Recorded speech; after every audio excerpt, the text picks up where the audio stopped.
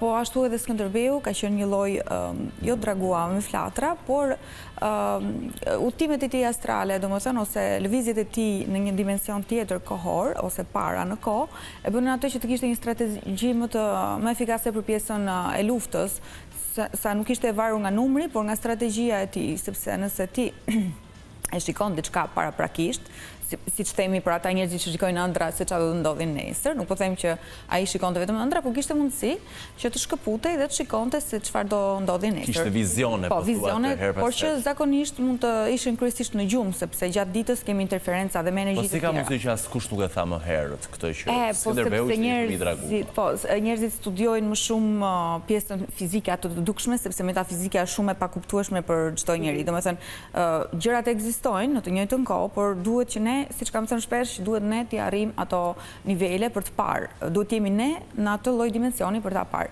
Tani Skënderbeu nuk ishte treguar të atij lloji, por një version tjetër që sot ka dhe më shpesh ashtu. Kryesisht këto janë përdorur